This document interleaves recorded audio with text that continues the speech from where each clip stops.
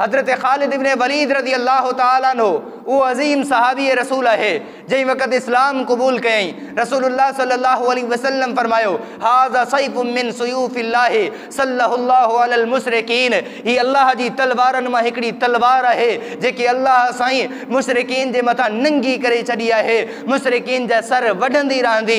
तारीख़ गवाह है हज़रत ख़ालिद इब्न वलीद रज़ी अल्लाह ताला अन्हु ज़रबे कारी सां काफ़िरन जा ऐवान हिलाए छॾिया हा, काफ़िरन जे लश्करन जे अंदर ज़लज़ला बर्पा कया हा। काफ़िर जॾहिं ॿुधंदा हा हिन लश्कर जो अमीर ख़ालिद इब्न वलीद आहे, उन्हनि जा हौसला पस्त थी वेंदा हा, मैदान छॾे करे भॼी वेंदा हा।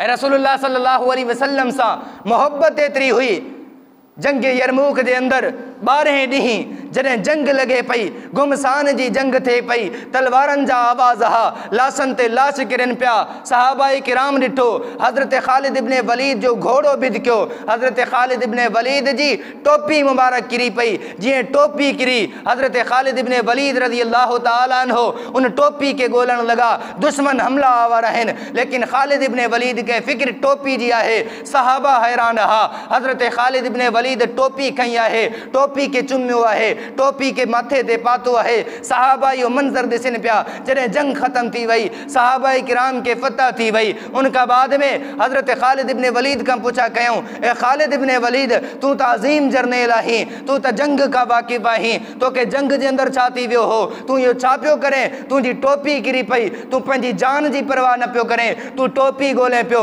दुश्मन तो ते हमलावर थियनि पिया, जेकॾहिं तूं शहीद थी वञे हा, लश्कर जा हौसला पस्त थी वञनि हा, मुसलमाननि खे शिकस्त थिए हा, इहो छा पियो करे तूं? हज़रत ख़ालिद इब्न वलीद रज़ी अल्लाह ताला अन्हु मुस्कुराए करे फरमायो तव्हां टोपी जे ज़ाहिर खे ॾिठो आहे, ख़ालिद इब्न वलीद टोपी जे अंदर खे ॾिठो आहे। सहाबा पुछा कई, ख़ालिद इब्न वलीद असां न सम्झासीं, ॻाल्हि वाज़े करे सम्झाए। हज़रत ख़ालिद इब्न वलीद रज़ी अल्लाह ताला अन्हु फरमायो सुलह हुदैबिया जे मौक़े ते रसूलुल्लाह सल्लल्लाहु अलैहि वसल्लम जॾहिं पंहिंजा वार मुबारक लहराया हा, पेशानी जा वार मुबारक लहराइनि पिया, मां ख़ालिद इब्न वलीद वञी करे अर्ज़ु कयो हो अल्लाह जा हबीब पंहिंजा पेशानी वारा मुबारक वार मूं ख़ालिद इब्न वलीद खे अतियो कयो।